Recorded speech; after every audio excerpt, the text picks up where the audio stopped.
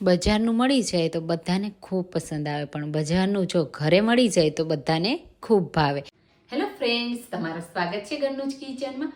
આજે આપણે બનાવીશું એકદમ પરફેક્ટ હોટલ રેસ્ટોરન્ટમાં હોય તેવા જ ચીઝ કોર્ન પરાઠા. તો બધાને ખૂબ ભાવશે અને બહારનું ખાવાનું પણ ભૂલાવી દેશે. એટલા ટેસ્ટી બને છે, બનાવવા પણ ખૂબ જ સરળ છે, એકદમ ચીઝી અને હેલ્ધી પણ બને છે. જો ઘરે બનાવશો તો બહારનું હવેથી ખાવાનું બંધ અને આ રીતે હેલ્ધી ઘરે જ બનાવજો. સૌથી પહેલાં આપણે પરોઠાનો લોટ બાંધી લઈશું. એના માટે 1 કપ ઘઉંનો લોટ, એમાં સ્વાદ પ્રમાણે મીઠું એડ કરી દઈશું. હું અહીંયા મોણ એડ નથી કરતી, તમે મોણ એડ કરી શકો છો, પણ એકદમ હેલ્ધી બનાવવા માટે તેલ જેટલું ઓછું યુઝ થાય એટલું વધારે સારું, એટલા માટે હું તેલ એડ નથી કરતી. હવે આ રીતે થોડું થોડું પાણી એડ કરતા જશું અને જે રીતે આપણે રોટલીનો લોટ બાંધીને તૈયાર કરીએ એવો જ આપણે આ પરોઠાનો લોટ બાંધી તૈયાર કરીશું.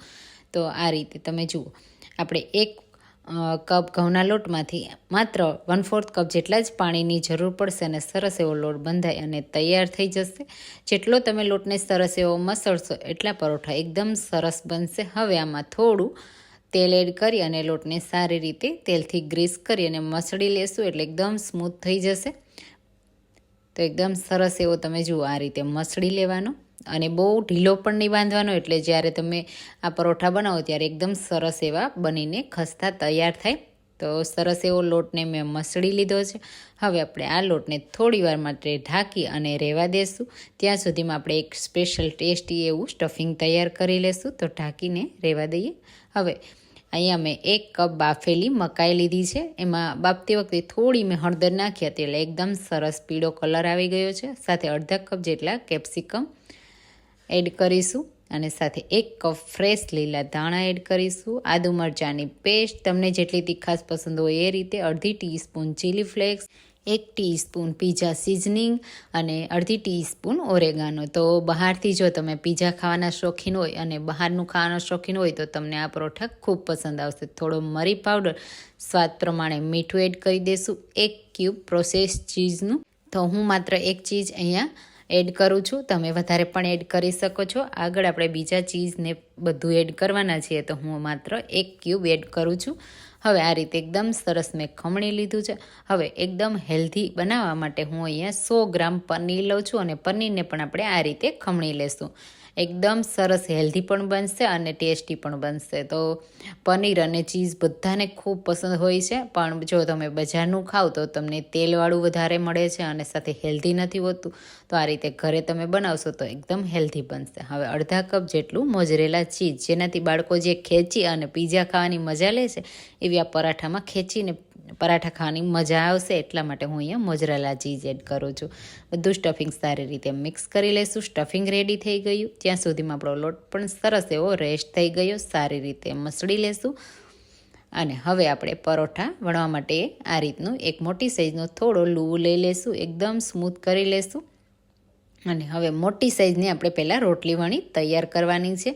તો થોડો કોરો લોટ એડ કરી અને સરસ એવી મોટી એવી રોટલી વણી તૈયાર કરીશું. તો પરોઠાને આપણે મોટી સાઈઝના બનાવવા માટે થોડી મોટી રોટલી વણશો એટલે એકદમ પરોઠા પરફેક્ટ થશે અને સ્ટફિંગ પણ થોડું વધારે તમે એડ કરી શકશો.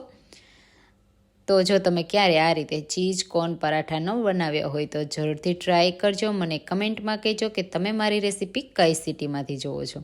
અહીંયા તમે જુઓ, પરોઠા માટેની એકદમ સરસ એવી મોટી રોટલી મેં વણી લીધી. હવે એમાં સ્ટફિંગ એડ કરીશું. તો સેન્ટરમાં આ રીતે 3 થી 4 ચમચી જેટલું સ્ટફિંગ આપણે એડ કરી દઈશું અને એને આ રીતે ચોરસ એવો શેપ આપી દેશું. એટલે એકદમ સરસ આપણે પોકેટ પરાઠા બનાવીએ ને એવી જ રીતે આપણે બનાવવાના છે. તો પહેલાં આપણે આ રીતે ફોલ્ડ કરી લઈશું. એક સાઈડથી ફોલ્ડ કર્યા પછી સામેની સાઈડથી ફોલ્ડ કરવાનું અને પછી આ રીતે ફોલ્ડ કરી કવર કરી દેવાનું. એકદમ સિમ્પલ છે, કોઈ ઝંઝટ નથી અને આ પરોઠા એકદમ સરસ એવા ફૂલેલા પણ બને છે અને એકદમ સરસ એવા ક્રિસ્પી પણ બને છે. હલકા હાથથી વણી લેશું. તો બહુ વધારે નહીં વણવાના, નહીંતર મકાઈના દાણા છે એ બહાર આવશે. તો તમે જુઓ, એકદમ હળવા હાથથી અહીંયા મેં પોકેટ પરાઠાની જેમ તૈયાર કરી લીધા. હવે એને શેકવા માટે આ રીતે એક નોનસ્ટિક તવો મેં રાખ્યો છે અને હલકો ગરમ કર્યો છે. પછી આ રીતે પરાઠાને એડ કરી એક સાઈડથી હલકું આપણે થવા દેશું, પછી સાઈડને ચેન્જ કરી દેશું. હવે હેલ્ધી બનાવવા માટે હું અહીંયા ઘીનો યુઝ કરું છું, તમે તેલનો પણ યુઝ કરી શકો છો.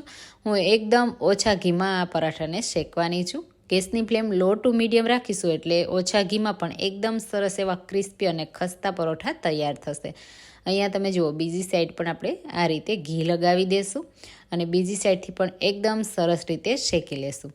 અને સાઈડમાં તમને એવું લાગે કે આ પરોઠા થીક છે તો સાઈડમાં પણ હલકા હલકા આપણે શેકી લેવાના, એટલે ક્યાંય પણ તમને કાચા નહીં લાગે, એકદમ પરફેક્ટ શેકાશે તો ખાવાની પણ ખૂબ મજા આવશે. અહીંયા તમે જુઓ થોડી જ વારમાં આ પરોઠા એકદમ સરસ એવા ફૂલવા લાગ્યા છે અંદરથી અને સ્ટફિંગ પણ અંદર સરસ એવું કૂક થશે, ચીઝ મેલ્ટ થશે.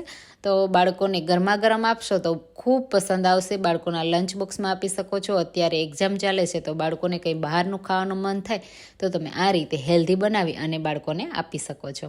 તો અહીંયા તમે જુઓ આ રીતે એકદમ સરસ પરોઠા શેકાઈ ગયા છે. તો સાઈડમાં આપણે એને આ રીતે શેકી લેવાના, એટલે બધી સાઈડથી એકદમ સરસ એવા શેકાઈ જાય. તો 2 ચમચાની મદદથી આ રીતે થોડું ઊભું રાખી દેવાનું, એટલે એકદમ સરસ આ રીતે શેકાઈ જશે. અને એ જ રીતે આપણે પલટાવી અને બીજી સાઈડથી પણ શેકી લેવાના. એકદમ સિમ્પલ છે, ઓછા તેલ કે ઓછા ઘીમાં બની જાય છે, ખૂબ જ હેલ્ધી છે, ઘણા બધા વેજીટેબલ પણ આવે છે. તો જો તમે ક્યારે આ રીતે પરોઠા ટ્રાય ના કર્યા હોય તો જરૂરથી કરજો અને મને કમેન્ટમાં પણ કહેજો કે તમને આ રેસીપી કેવી લાગી. તો તમે જુઓ અહીંયા એકદમ સરસ એવા સિમ્પલ રીતે આપણે શેકી લેવાના. તો અહીંયા તમે જુઓ એકદમ સરસ રીતે મેં બધી સાઈડથી ફેરવતા સરસ એવા પરોઠાને શેકી લીધા છે.